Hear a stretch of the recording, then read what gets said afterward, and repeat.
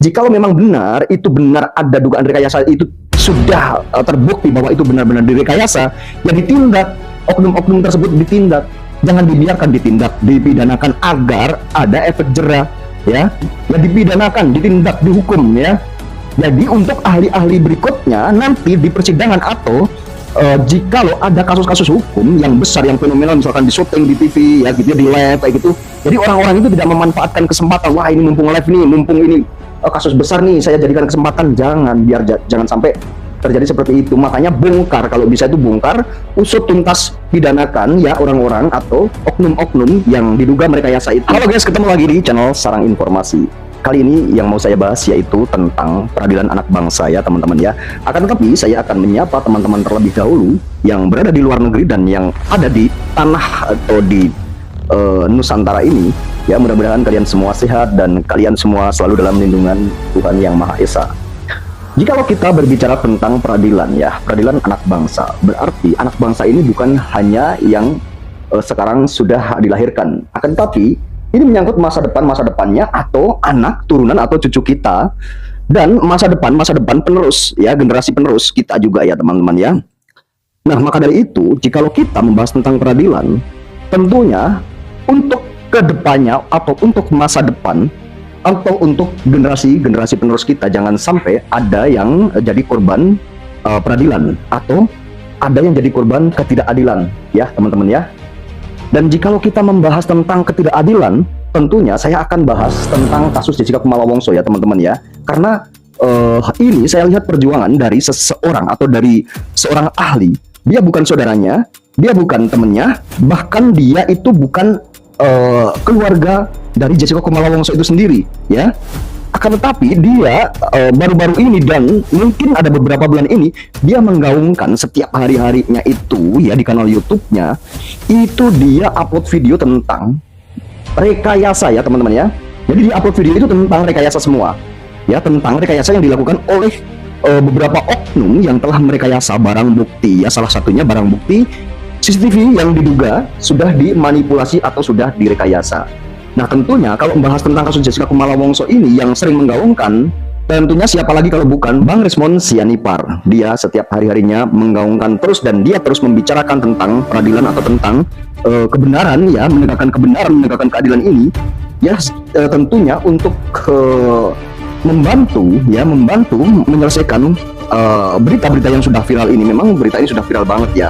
Jadi Bang Rismond Sianipar ini setiap hari-harinya menggaungkan tentang ketidakadilan atau tentang rekayasa-rekayasa, manipulasi, bahkan dia belak-belakan sekarang ini ya. Pak Kapolri pun sekarang disebut-sebut juga ya, terang-terangan berbicara tentang CCTV yang sudah diduga direkayasa. Bahkan dia sudah mengajukan ke sana kemari, dia sudah mengirim sebuah email ke Dumas Presisi Polri itu kemarin juga ya, tapi memang tidak ada tanggapan ya.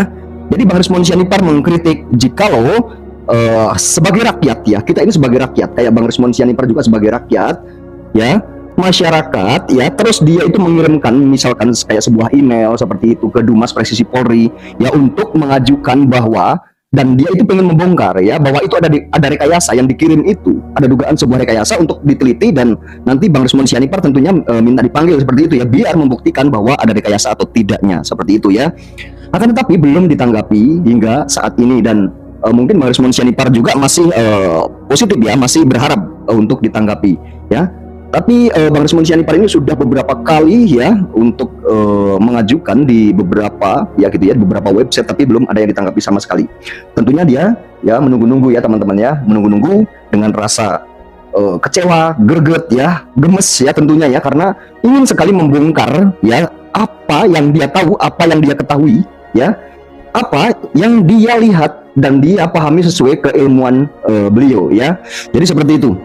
Akan tetapi hingga saat ini juga teriak-teriakan atau keluar-keluar Bang Rismond Sianipar ya, apapun yang sudah diungkapkan melalui kanal YouTube juga itu tidak ditanggapi sama sekali, dan belum ada yang menanggapi sama sekali. Entah itu memang tidak dengar atau pura-pura tidak dengar, atau tidak tahu, atau pura-pura tidak tahu, atau benar. Akan tetapi kasus ini memang atau berita-berita ini dibiarkan saja karena mungkin menyangkut satu orang saja, biarkan saja, mungkin seperti itu. Padahal ini bahaya. Bahayanya apa teman-teman? Bukan cuma menyangkut satu orang ini ya, bukan cuma menyangkut satu orang, anak bangsa, jikalau benar ada dugaan rekayasa ini oleh beberapa oknum, ini benar-benar direkayasa atau dugaan rekayasa itu betul ya, dan bisa dibuktikan bahwa ini ada sebuah rekayasa, ini sangat bahaya sekali.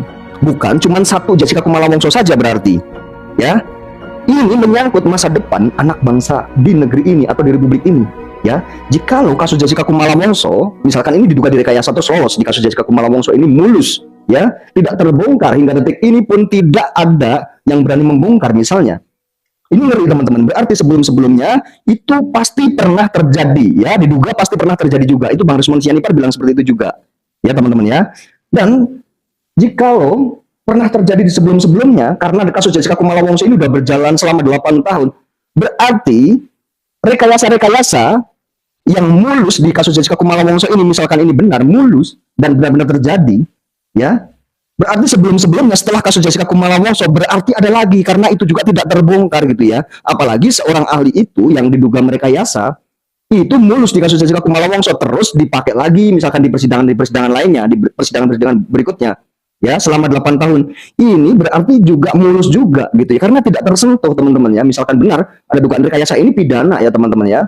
Ini pidana. Akan tetapi jika lo didiamkan dan ini lolos mulus, berarti seterusnya selanjutnya juga sudah akan jadi kebiasaan seperti itu.